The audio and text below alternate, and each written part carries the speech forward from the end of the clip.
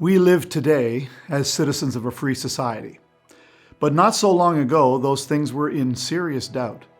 Within the lifetimes of some who are watching, all of Europe and parts of Africa, Asia, and the Middle East were under the thumb of a fascist regime determined to reshape the world.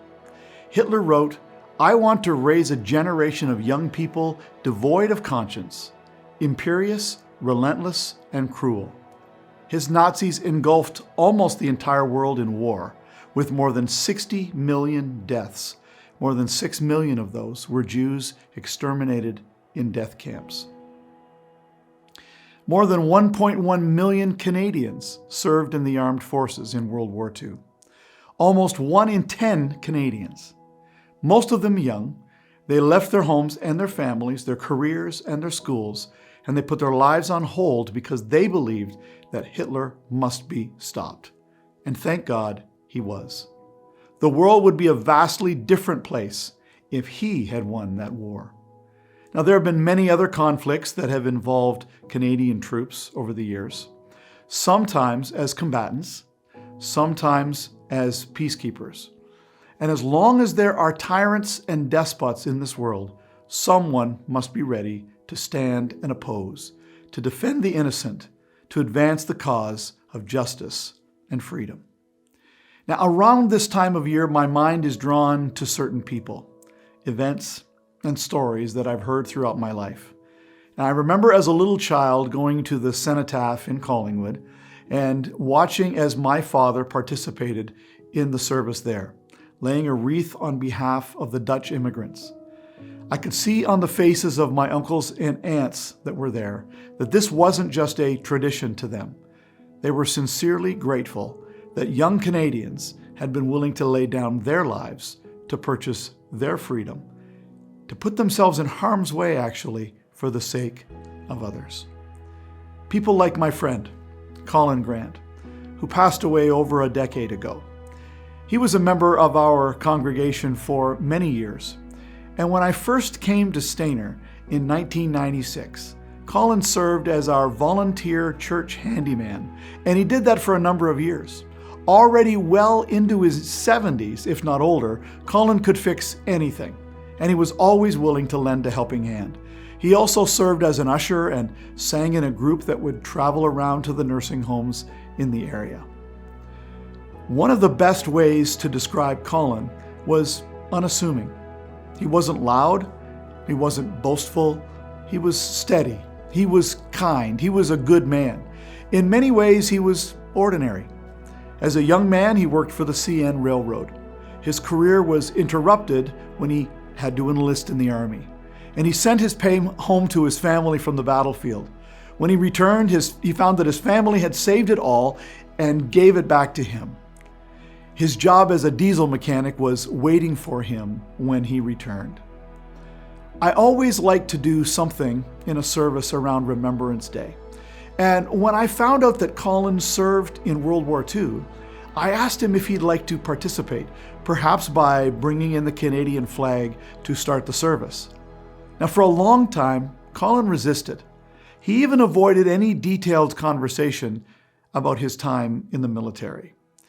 Colin Grant was a tank commander in World War II and served first in North Africa and then in Italy and finally in Holland.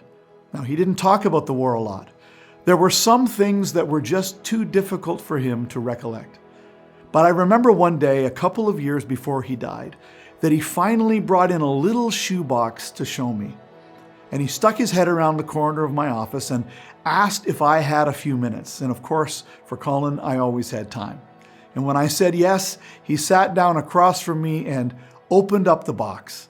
It held some yellow pictures and some letters, his service medals, and some news clippings, and other mementos. And I was able to tell him how much I appreciated what he did to help people that he didn't know. The truth be told, without his efforts and those of his fellow soldiers, my father may not have survived to emigrate from Holland in 1948, and I might not be here. So I'm very grateful. This week, I was thinking about Colin. Most people who knew him would have had no idea of what he had done when he was younger. He was a normal young man when his country called on him to take a stand for freedom. He was ready to start a life, to find a career, to raise a family, just like young men today. But he put all of that on hold because duty called. It's hard to imagine what our world would have been like had it not been for all of these ordinary young people who did their duty. In Proverbs 24:11, it says, "To rescue those being led away to death. Hold back those staggering towards slaughter." Thank you to those who serve, and may they do exactly that. Every year on the 11th hour of the 11th day of the 11th month, the anniversary of the end of the First World War, we pause in Canada to remember those who served and risked, and in many cases gave their lives for our freedom, and those who continue to serve today.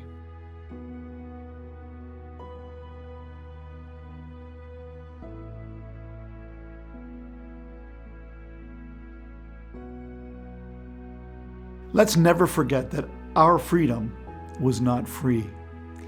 In 1984, close to the 40th anniversary of World War II's D-Day invasion, a group of Canadian venturers, that is the group to which scouts can go when they're older, they visited the Canadian cemetery at Benny-sur-Mer in Normandy. They were on a 3-week tour of England, France, Belgium, and Holland. But this 1-hour stop was a highlight that they would never, ever forget. Prior to that particular morning, the venturers had spent a few days visiting the landing beaches of Juno and Sword, and had also toured museums of the invasion, and they'd clambered over tanks and old bunkers in several historic sites. World War II to them seemed like an exciting adventure of almost half a century before, something that grandfathers talked about, a vision out of the movies and television, but hardly fearful. They arrived at Benny-sur-Mer in a carefree and happy frame of mind, and the visit to see rows of white crosses under which were buried their countrymen of another generation was not particularly appealing. 15 minutes for a few photographs would be long enough. But it wasn't. As these young people began to walk between the lines of graves, they started to pause and read the inscriptions marking each one. The name of the soldier killed, his regiment, and then his age. And that was it. The ages. Loud comments of, "Here's one who was 22," became quieter at the finding of a 19, almost inaudible when 16s and 17s were found. The 15 minutes stretched to an hour, and even then it was with reluctance and watery eyes that the venturers left to continue the day's tour. The mood was very quiet. No more jokes, no more bickering, no more laughter for most of that day. In the evening, as quiet conversation replaced the normal pre-bedtime noise, one venturer summoned up everyone's feelings best. "They were our age," he said. "Some were even younger. It sure was different for them." It sure was different for them. So we remember them today. John McCrae was a surgeon in the Canadian Army in the First World War. After burying a friend and seeing the crosses that lined Flanders Field and the poppies, he wrote a 16-line poem that reminds us of the sacrifice of so many. "In Flanders Field the poppies blow, between the crosses, row on row, that mark our place, and in the sky the larks still bravely singing fly, scarce heard amid the guns below. We are the dead. Short days ago we lived, felt dawn, saw sunset glow, loved and were loved, and now we lie in Flanders fields. Take up our quarrel with the foe. To you from failing hands we throw the torch. Be yours to hold it high. If ye break faith with us who die, we shall not sleep, though poppies grow in Flanders fields."